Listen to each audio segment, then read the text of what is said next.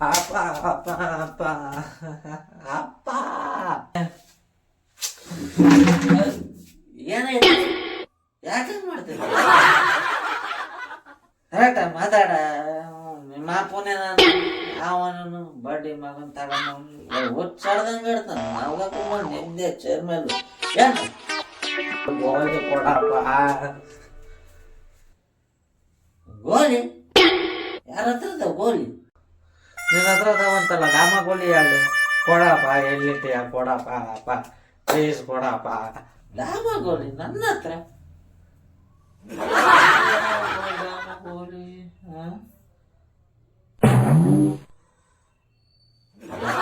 ಗೋಲಿ ಇವು ಡಾಮ ಗೋಲಿ